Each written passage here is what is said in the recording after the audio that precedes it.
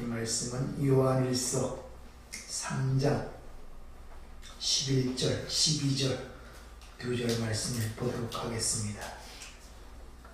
이 찰스는 같이 한 목소리로 합독을 하도록 하겠습니다. 시작. 우리가 서로 사랑할지니 이는 너희가 처음부터 들은 소식이라. 가인같이 하지 말라. 그는 악한 자에게 속하여 그 아우를 죽였으니 어떤 이유로 죽였느냐? 자기 행위는 악하고 그 아우의 행위는 의로움이라. 아멘. 성경에는 많은 이야기들이 기록이 되어 있습니다. 구약은 이스라엘 전체의 이야기일 뿐만 아니라 그 당시에 이 세계사도 같이 기록이 되어 있습니다. 그러나 성경이 던지는 메시지는 아주 단순합니다. 회개하고 주 예수를 믿으라. 아주 단순하게 그렇게 이야기를 합니다. 주 예수를 믿는다면 사망에서 생명으로 옮겨진다는 것입니다. 그러니까 이 얘기는 너희는 죽은 자인데 회개하고 주 예수를 믿기만 하면 생명으로 옮겨진, 즉 하나님의 영원한 생명을 소유한 자가 된다. 이런 것이 신구약 성경 전체의 메시지이기도 하다는 것입니다. 바로 그리스도인들은 그런 사실을 알고 있는 자들이에요. 그런 사실을 믿고 있는 자들이고, 사실 그러므로 우리가 그리스도인이라는 우리 자신 자체의 실체를 인식하게 되면 우리 삶 속에서 그 삶을 통하여 그가 믿고 주장하는 것이 무엇인가를 드러낼 수밖에 없다는 것이죠. 쉽게 말하면 우리가 어떠한 사람인가 하는 것은 생활에 나타날 수밖에 없는 것이라는 것입니다. 필연적으로 드러날 수밖에 없어요. 그 사람이 어떠한가. 오전에도 말씀드린 것처럼 학생은 학생으로서의 그 삶이 드러날 수밖에 없고 주부는 주부로서의 삶이 드러날 수밖에 없다는 것이죠. 우리가 누구인가는 아무리 숨기려고 해도 그 삶에서 나타나게 되어 있다는 거예요. 숨길 수가 없다는 것이죠. 이러한 문제를 주님이 산상수훈에서 이렇게 말씀하십니다. 한번 찾아보세요. 마태복음 7장 16절부터 20절까지 말씀을 한번 보도록 하겠습니다. 마태복음 7장 16절부터 20절까지 사도님 같이 한번 읽어보겠습니다. 그들은 열매로 그들을 알지니 가시나무에서 포도를 또는 엉겅퀴에서 무화과를 따겠느냐. 이와 같이 좋은 나무마다 아름다운 열매를 맺고 못된 나무가 나쁜 열매를 맺나니 좋은 나무가 나쁜 열매를 맺을 수 없고 못된 나무가 아름다운 열매를 맺을 수 없느니라. 아름다운 열매를 맺지 않은 나무마다 찍혀 불에 던지느니라.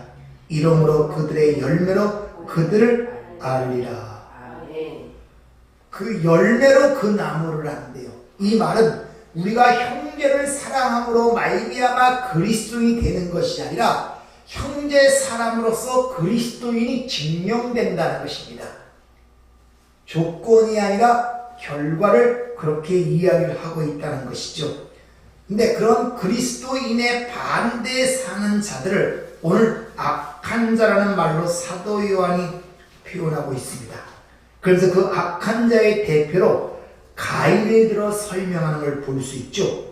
성경에서 항상 가인은 악한 자의 표본으로 나올 뿐만 아니라 유교에 속한 자의 표본으로 등장하는 것이 가인입니다. 알다시피 가인은 창세기 4장에 등장하는 것을 알 수 있습니다. 그러니까 그리스도인들은 하나님의 생명에 거하는 자들이지만은 반대로 악한 자 안에 속한 자들은 사망에 거하는 자들이라는 거예요. 이들은 하나님의 생명 밖에 있는 자들이고 어둠의 왕국에 속한 자들이고 바로 죄의 권세 아래 사망의 권세 잡은 자 마귀의 지배와 통치를 받는 자들이라고 아주 극명하게 대조하여 보여주고 있다는 것입니다. 그러니까 성경은 그리스도인이 아닌 다른 모든 사람들은 악한 자라고 표현하고 있다는 걸 기억하시길 바랍니다. 그러니까 일반적 우리가 생각하는 개념으로 보면 도무지 이해가 안 돼요.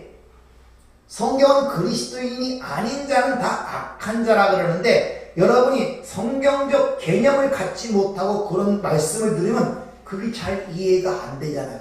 얼마나 여러분이 보기에는 착한 사람도 많고 선한 사람도 많습니까? 근데 악한 자라 그래요. 안 믿어지잖아요. 이해가 안 되잖아요. 예수 안 믿는 남편도 악한 자라는 거나 내 사랑하는 자식도 악한 자라는 거네. 이런 식이 돼버리기 때문에 이해가 되질 않아요. 그러니까 하나님 말씀이 자꾸 나한테 부딪히고 이해가 되질 않는 거예요. 그러니까 막연히 피상적으로만 알고 있다는 것입니다. 어떤 의미인지를 우리에게 일러주는 것을 우리가 하나님이 주시는 그 개념 속에서 하나님의 관점 속에서 그 문제를 바라보지 못하면 항상 혼미하게 돼요. 그러니까 어떤 선택의 기준에 있어도 항상 갈팡, 질팡, 분명한 선이 그어지지 않다 보니까 항상 삶이 혼돈스럽습니다. 단순하고 깨끗해야 되는데 바로 그런 문제 때문에 일어나고 있다는 것이죠. 그리고 그리스도 안에 생명이 거하는 자들, 그들은 하나님의 백성이고 하나님으로부터 난 자기 때문에 세상에서 아무리 착하고 선한 사람과도 구별이 된다는 것을 우리에게 가르쳐주고 있다는 것입니다. 그리고 그리스도인이 아닌 사람들은 그들이 육에 속한 자라 그러고 육의 생각을 하고 육신을 따르는 자라고, 그런 육신의 생각을 하는 자들은 사망에 이른다는 거예요. 그러니까 그 육신의 생각이 뭔지, 왜 육신의 생각은 하나님을 거스릴 수밖에 없는지, 이런 문제들을 명확하게 이해를 해야 돼요. 육신의 생각이라 그러니까 아무 생각 없이 그래, 나쁜 짓 하는 것, 남 속이는 것, 세상에 말하면 윤리 도덕적으로 나쁘게 사는 것을 육신의 생각, 육신의 일로 생각하는 분들이 상당히 많다는 것입니다. 그러면 착하고 선하고 사람으로부터 칭찬과 박수를 받는 사람들의 삶은 어떤 삶이에요? 그 사람들이 선한 삶입니까? 성경이 말하는? 그럼 그들은 육신에 속한 자들이 아닙니까? 아니잖아요. 그러니까 왜 육신의 생각은 하나님을 거스릴 수밖에 없고 그것은 왜 사망에 이를 수밖에 없는 이런 성경적 논리를 이해를 하고 있어야 돼요. 그래야 우리가 혼돈이 되지 않다는 것입니다. 반드시 육신의 생각은 하나님을 거스르게 돼 있고 그 결과는 사망이라고 성경은 분명히 얘기하고 있습니다. 그러니까 우리는 육신의 생각이 뭔가를 분명히 이해를 해야 돼. 왜? 육신의 생각은 사망이고 하나님을 거스릴 수밖에 없다고 분명히 얘기하기 때문에. 자, 그러려면 가인을 악한 자의 표본으로 오늘 등장시키는데 가인과 아벨의 이야기를 우리가 알아야지 왜 가인이 악한 자의 표본으로 또 육에 속한 자의 표본으로 성경에 등장하는가를 알 수 있단 말입니다. 그래서 가인과 아벨의 얘기는 창세기 4장의 이야기를 잘 알아야 돼요.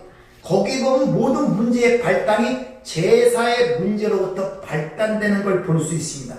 아벨의 것은 하나님께서 받으시고 가인 것은 받지 않았다는 것부터 문제가 발단된단 말입니다. 가인 걸 받지 않았다 그러니까 우리가 쉽게 생각해서 가인이 제사를 부주의하게 드리고 정성이 부족해서 드려서 그렇다 이렇게 생각하시면 안 된단 말이에요. 그러니까 아벨의 제사를 받은 것은 아벨이 마음을 다하고 정성을 다해 드렸기 때문에 받은 것이고 가인은 대충 드려서 받은 것이라고 이렇게 생각을 하시면 안 된단 말이에요. 그런 것이 육의 생각이에요. 인본주의적 생각이고. 자, 가인은 왜 육에 속한 자, 육의 생각을 하여 하나님께 받지 않고 오히려 하나님을 거스리는 그런 행위를 했는가? 가인은 바로 앞에 자기 부모, 즉 아담과 하와의 그 이야기를 통해서 하나님을 보지 못한 거예요. 아담과 하와가 죄를 짓자 하나님께서 교제가 끊어지고 그들을 살리기 위해 하나님이 친히 하신 행위가 있죠. 가죽옷을 집여 입히셨다는 것입니다. 그것이 유일하게 하나님이 받으시는 제사, 하나님과 교제가 가능한 방법임을 부모를 통해 가르쳐줬단 말입니다. 그럼 가인도 그렇게 하나님의 방식을 따라야 됐어요. 그러니까 하나님이 받으시고 하나님과 교제하는 방법은 하나님이 우리에게 주신 것만 받고 하나님의 방법으로만 받는다는 것을 그 부모를 통하여 가르쳐줬단 말입니다. 근데 아벨은 그걸 알아서 그 방식대로 드렸는데 뭡니까? 가인은 육의 생각, 자신의 생각으로 정성을 다하여 자기 소위를 드린 거예요. 그게 육의 생각이란 말입니다. 알다시피 무지한 어린 양을 죽여 그 가죽옷을 지어 입힌 것은 예수 그리스도의 십자가의 사건을 모형을 하고 있잖아요. 그럼 육의 생각이라는 게 뭡니까? 하나님이 유일하게 받으시는 제사, 유일한 구원의 방법을 제시하신 예수 그리스도를 믿지 않는 게 육의 생각이란 말이에요. 그러니까 아무리 세상에 착하고 선한 생활을 하도 하나님이 주신 그것을 받아들이지 않으면 죽는단 말이에요. 이게 육의 생각이 사망에 이른다는 말씀이란 말입니다. 그게 육의 생각이에요. 뭐 세상에 나쁜 일하고 저런 일하고 그런 것을 얘기하는 것이에요. 하나님이 유일하게 구원의 길로 주신 십자가의 사건을 받아들이지 않는 것이 육의 생각이란 말입니다. 근데 인간들은 모든 행위를 정성껏 다하면서도 오직 그것만은 인정하지를 않아요. 그게 육의 생각이에요. 그러다 보니까 온갖 착한 선한 일, 즉 바리새인적 인간적 열심과 수고와 정성을 다하는 일에 모든 걸 쏟아버린단 말입니다. 근데 그 반드시 하나님의 거스를 일이 돼버리는 거예요. 그러니까 그게 육의 생각이에요. 지금도 사람들은 하나님이 그 아들을 통하여 제공하시고 베푸시는 것에는 관심이 없습니다. 잘들 보세요. 지금도 하나님이 그 아들을 통해서 우리에게 베풀어 주시고 허락하신 그 일에는 별로 관심이 없어요. 어떻게 하면 하나님을 잘 섬기고 우리가 정성을 다해 하나님을 섬길까에만 관심을 갖고 있단 말입니다. 어떻게 살아나 저렇게 살아나 착한 일을 하라 선하라 구제하라 선행을 하라, 거기만 관심을, 이게 육의 생각이라니까요. 왜 하나님이 유일하게 하신 그 일에는 관심이 없냔 말입니다. 왜 그 아담과 하와를 구제하기 위하여 그 무지한 양을 죽여 가죽을 친히 지어 입히신 그 일에는 왜 관심이 없냔 말이에요. 그 일에 관심이 있어야 되는데 거기에 모든 것이 달려있는데 바로 거기서 육의 생각이 나오는 거예요. 그래서 어떻게 하면 하나님이 기쁘시게 할까? 인간적 측면에서. 그래서 가인이 아벨을 죽인 거예요. 왜? 자기의 수고와 노력이 헛수고처럼 보이거든요.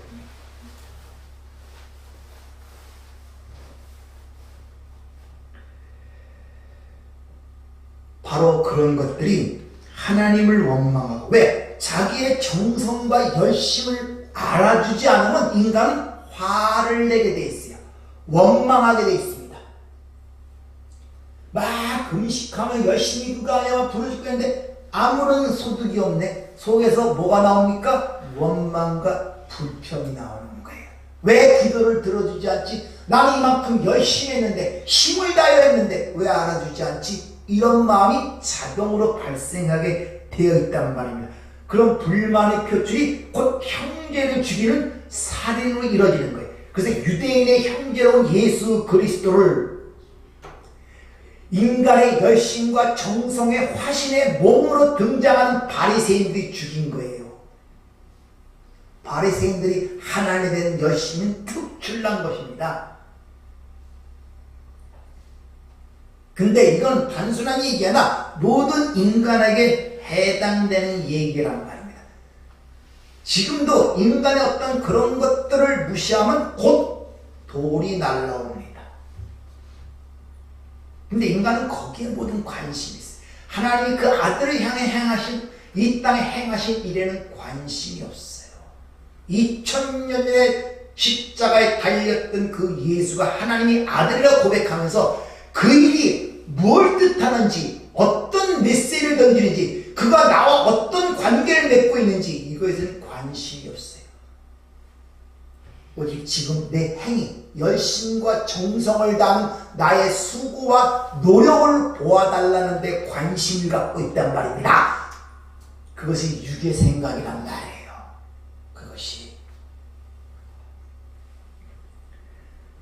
주님은 그러한 자들을 뭐라 그러냐? 소경이라고 해요. 자신을 보지 못하고 살아가는 소경들. 자신의 그런 열심과 정성이 뭘 하나님의 거스르는 육의 생각이라는 걸 보지 못하고 살아가는 자를 소경이라는 말. 근데 그들은 하나님을 열심히 믿는다. 즉 스스로 본다고 생각하는 자들이에요. 잘 섬긴다고. 바로 대표적인 이 바리새인들 아닙니까? 왜? 그걸 본다고 생각한다니까. 열심히 하는 것을 자기가 안다고 생각하고. 그래서 주님이 그들에게 이렇게 말씀하시죠. 한번 찾아보세요. 요한복음 9장 39절 41절까지. 요한복음 9장 39절 41절 함께 읽어보겠습니다. 예수께서 이르시되 내가 심판하러 이 세상에 왔으니 보지 못하는 자들을 보게 하고 보는 자들은 맹인이 되게 하느니라. 바리새인 중에 예수와 함께 있던 자들이 이 말씀을 듣고 이르되 우리가 맹인인가? 예수께서 이르시되 너희가 맹인이었더라면 죄가 없으리마 본다고 하니 너희 죄가 그대로 있느니라. 이같이 육의 생각이 뭔지도 모르고 그리고 본다고 생각하고 있는 거, 이게 육신의 생각인지 영의 생각인지도 모르면서 자기들은 본다고 하면서 살아가고 있단 말입니다. 그들을 불쌍히 여기고 동정을 해야 된단 말입니다. 부러워할 것이 아니라. 우리 주님도 자신을 십자가에 못 박는 그들을 향하여 십자가에서 뭐랬습니까? 저들이 자기가 하는 것이 뭔지를 모른다는 거예요. 그래서 저들의 죄를 용서해 달라고 그러죠. 자기가 하는 짓을 몰라요. 이게 소경의 특징. 그럼에도 불구하고 안다고 해요. 본다고 해요. 옳은 것이라고 해요.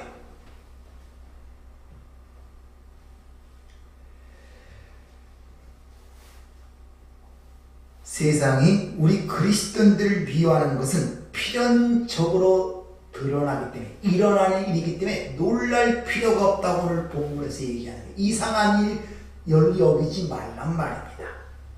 그런데 문제는 뭐냐? 우리가 그들을 불쌍히 여긴다고 해서 그들이 우리를 좋게 보느냐? 오히려 미워한다는 것입니다. 그들의 실체를 알기 때문에 불쌍히 여기고 그를 사랑하려고 그러고 도와주려고 하면 오히려 그런 것을 역효과를 이렇게 미워하게 돼요. 그런 것들. 그래서 오늘 본문이 형제들아 세상이 너희를 미워하여도 이상히 여기지 말라. 필연적으로 미움을 받게 되어 있다는 것입니다. 우리가 사복음서들의 예수님의 인생을 잠깐 돌아본다면 보세요. 죄가 없음에도 불구하고 왜 그렇게 십자가에 못 박으라고 아우성을 칩니까? 오히려 빌라도가 죄가 없다고 얘기하죠. 내가 보면 죄가 없는데 왜 그렇게 너희는 죽이려고 그러냐? 너희들이 데려다가 죽여라. 왜 그렇게 죽이라고 아우성을 칩니까? 무슨 살인을 했습니까? 뭐 했습니까? 신기하지 않습니까? 여러분들, 세상엔 착하고 선한 사람들을 핍박하지 않습니다. 칭송하고 박수를 쳐주죠.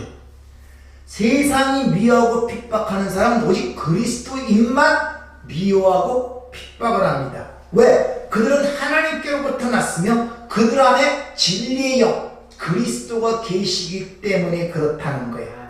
세상이 우리를 미워하는 것은 우리가 하는 행위 때문에 미워하는 것이 아니에요.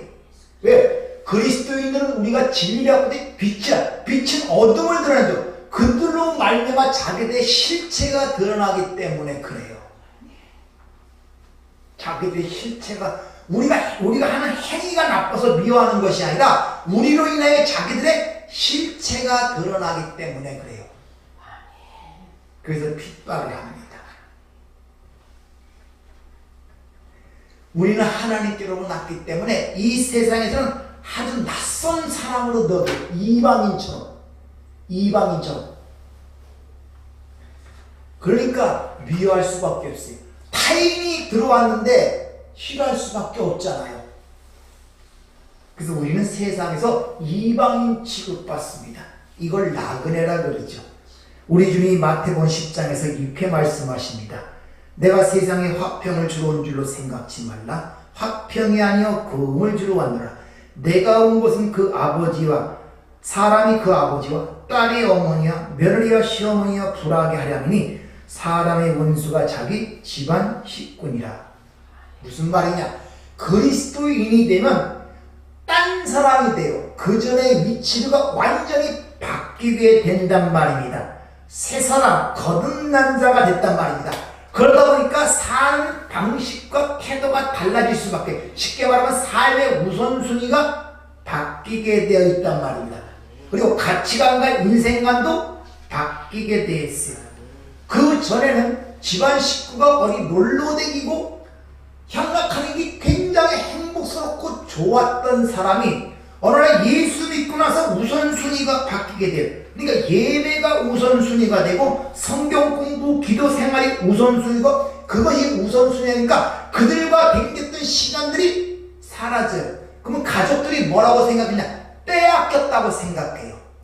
교회가 내 사람을 뺏어갔다고 생각하고 있단 말입니다. 그러니까 증오가 일어나는 거예요. 빼앗겼다고 생각하기 때문에. 왜? 그전에 같이 시간을 보냈는데 삶의 우선순위와 모든 게 같았는데 완전히 틀어져 버리거든요. 그러니까 저것들이 우리의 것들을 빼앗아갔다는 생각을 집어넣는단 말입니다. 그래서 핍박이 오는 거예요.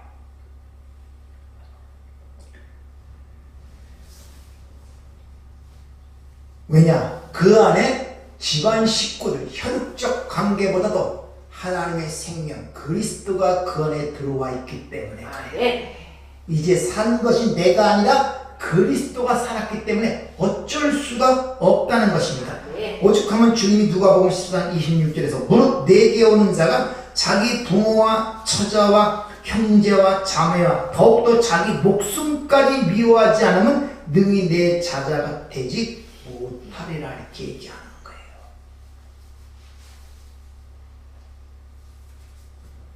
성경 말씀이 딱 되면은 진짜 그거예요. 왜? 나가 아무것도 아닌 것처럼 성경은 얘기를 해버려요. 네 목숨조차도 미워해야 가능하다고 얘기를 하잖아요. 이런 것이 한 번씩 내 삶에, 내 마음속에, 내 생각 속에 칼처럼 들어와갖고 한번 고민을 해봐야 돼요. 나는 내가 행복하고 어떻게 좀 잘 살고 그거 하기 위해서 예수를 믿었는데 성경은 얘기하기를 너는 티끌이야. 네 목숨까지 미워하지 않으면 나는 따르지를 못해. 이게 뭐지 이게? 종교라는 게 믿고서 행복하기 위해서 자유스럽게 해서 종교를 믿는 게 아니야? 나 행복과 가정의 안정과 평화를 위해서 종교를 믿는 거 아니야? 종교 믿는 이유가 다 그거 아닙니까? 불교도 그렇고 마찬가지로 모든 종교의 목적이 그거 아닙니까? 가정의 행복과 내 안녕의 평화를 위해서. 그럼 이게 뭐야? 이게 기독교가 이 종교가 아니야? 그럼 나는 뭐야? 이런 생각이 든단 말입니다. 목이 뭡니까? 창세기 2장부터 설명하잖아요. 넌 티끌이야. 나 없으면 먼지에 불과한 존재야. 아멘. 이것이 깨달아져. 아멘. 이것이 깨달아져. 아멘. 그러니까 말씀드린 단어는 산산조각이 나요. 자존심이고 뭐고 산산조각이 나요. 베드로 사도는 그리스도인은 신의 성품에 참여한 자라고 그렇게 얘기합니다. 즉 새로운 본성을 받았다는 것이죠. 신의 성품, 사도 요한은 하나님은 사랑이시다. 그러니까 우리가 신의 성품, 사랑을 받았다 이런 말이에요. 사랑. 그러니까 하나님께로부터 생명을 받은 자는 하나님의 사랑을 받은 자예요. 사랑. 근데 그 사랑을 받은 자는 아버지께로부터 난 자를 사랑하게 되어 있어요. 본질이 같으니까. 본질이 같으니까. 이상하게 여기서는 잘 모르는데 외국에 나가면 우리나라 국민을 만나면 그렇게 반갑대. 일단 말이 소통이 돼요. 말이. 그리고 이해가 돼요. 얼마나 됐습니까? 철천지 아무도 모르고 말도 안 통하고 이해도 되지 않는 그런 낯선 나라에서 말이 통하고 이해가 되는 사람을 만났네? 얼마나 기쁩니까?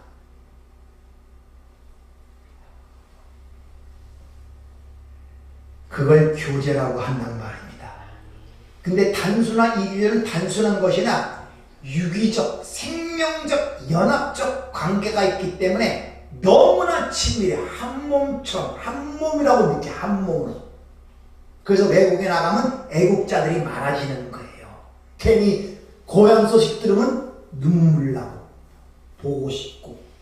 여러분, 이 땅에 이방인으로 살아가면서, 낯선 자로 살아가면서, 나그네로 살아가면서 이렇게 하나님으로부터 말씀을 통해 소식을 들을 때 눈물이 나지 않습니까?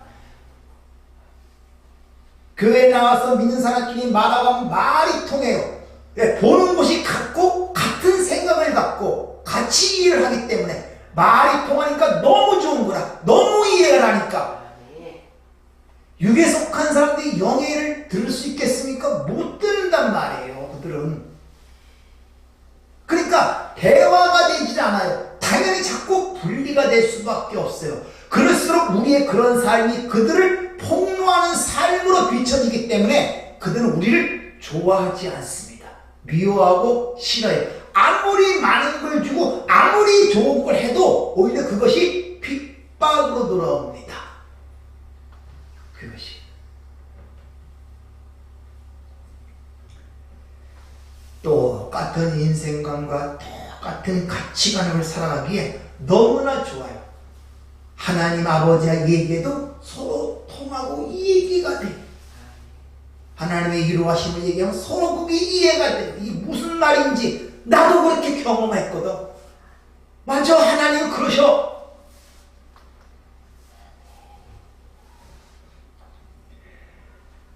우리는 이 낯선 나라에 와서 고향 사람을 만난 것처럼 서로 격려하고 위로하고 용기하고 사랑할 수밖에 없어요.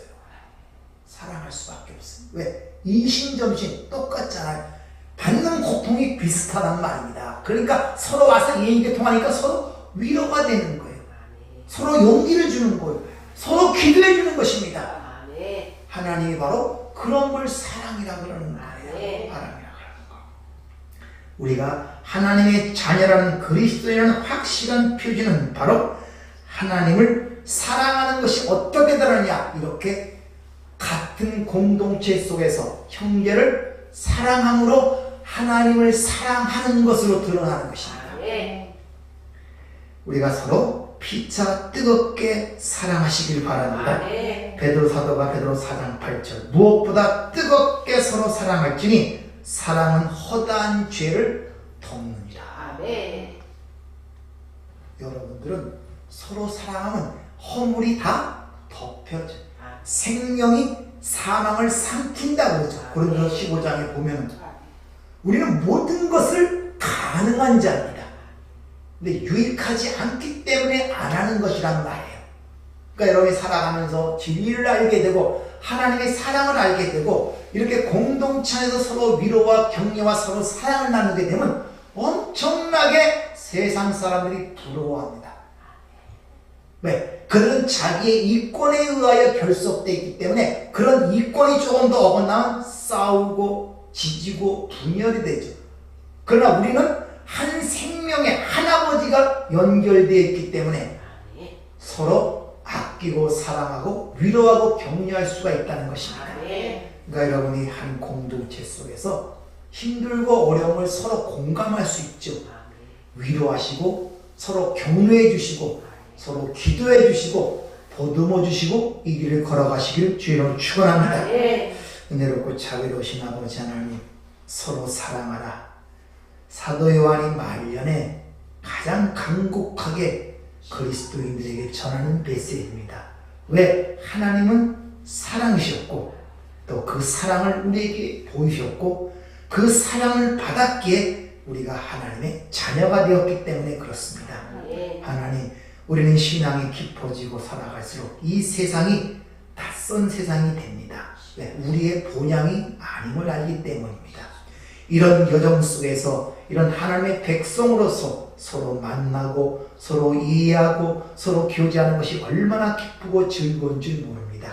하나님, 이 가운데 하나님의 사랑이 드러나게 하시고 그 사랑 가운데 허다한 허물이 덮어지게 하시고 그 사랑 가운데 저들의 각색 질병이 치유되는 놀라운 역사가 있도록 축복하여 주시옵소서.